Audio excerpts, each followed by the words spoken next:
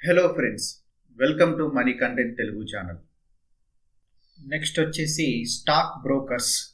Stock broker అంటే ఒక middle man. అతను ఇన్వెస్టర్స్ తరపున స్టాక్ ఎక్స్చేంజ్లో స్టాక్లు మరియు సెక్యూరిటీలను బై చేయడానికి మరియు సెల్ చేయడానికి అధికారాన్ని కలిగి ఉంటాడు. స్టాక్స్ అనేవి ఎక్స్చేంజీల ద్వారా ట్రేడ్ అవుతూ ఉంటాయి. అయితే ఇన్వెస్టర్లు నేరుగా స్టాక్ ఎక్స్చేంజీల్లో ట్రేడింగ్ చేయలేరు. స్టాక్స్ని బై చేయాలన్నా సెల్ చేయాలన్నా మీకు ఒక మధ్యవర్తి అవసరం. ఈ మధ్యవర్తి మీ తరపున స్టాక్స్ని మరియు ఇతర సెక్యూరిటీలను బై చేయడానికి సెల్ చేయడానికి అధికారం ఉన్నటువంటి ఒక వ్యక్తి కావచ్చు లేదా సంస్థ కావచ్చు. అటువంటి వ్యక్తినే స్టాక్ బ్రోకర్ అంటారు. ఈ సర్వీస్ను అందించడానికి స్టాక్ బ్రోకర్ కమిషన్ని తీసుకుంటాడు. స్టాక్ బ్రోకర్స్ అందించేటువంటి సర్వీసెస్ ఏంటో మనం ఇప్పుడు చూద్దాం. ఈ స్టాక్ బ్రోకర్లు స్టాక్స్ మరియు ఇతర సెక్యూరిటీలను బై అండ్ సెల్ చేయడానికి సజెషన్స్ ఇస్తూ ఉంటారు.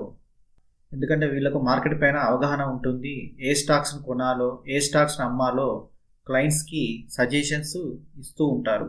ఈ స్టాక్ బ్రోకర్లు వాళ్ళ క్లయింట్ల తరపున షేర్లను కొంటూ ఉంటారు మరియు అమ్ముతూ ఉంటారు. దీనికి సంబంధించినటువంటి పేపర్ వర్క్ను వాళ్ళు నిర్వహిస్తూ ఉంటారు. ఈ స్టాక్ బ్రోకర్లు క్లయింట్స్ యొక్క పోర్ట్ఫోలియోను కూడా మేనేజ్ చేస్తూ ఉంటారు. ఈ స్టాక్ బ్రోకర్స్లో వాళ్ళు ఇచ్చే సర్వీసెస్ ఆధారంగా 2 రకాలు ఉన్నాయండి. ఒకటి వచ్చేసి ఫుల్ సర్వీసెస్ స్టాక్ బ్రోకర్, రెండవది వచ్చేసి discount stock broker. Full service stock broker అంటే ఏంటో చూద్దాం. ఈ ఫుల్ సర్వీస్ స్టాక్ బ్రోకర్లు వాళ్ళ క్లయింట్స్ కండి ఫుల్ సర్వీసెస్ని అందిస్తారు. వారు సలహాలతో పాటుగా ట్రేడింగ్ సదుపాయాన్ని కూడా అందిస్తారు.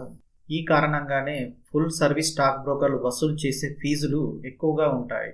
డిస్కౌంట్ స్టాక్ బ్రోకర్లు, ఈ బ్రోకర్లు వాళ్ళ క్లయింట్స్కి ఆన్లైన్ ట్రేడింగ్ ప్లాట్ఫామ్ను అందిస్తారు. అయితే ఈ డిస్కౌంట్ బ్రోకర్లు సలహాలు ఇలాంటివి మాత్రం ఇవ్వరండి.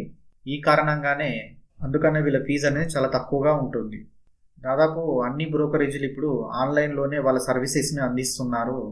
ఇక్కడ వినియోగదారుడికి యూజర్ నేమ్ మరియు పాస్వర్డ్ ఇస్తారు. దాంతో వాళ్ళు లాగిన్ అయిపోయి ట్రేడ్ చేసుకోవచ్చు.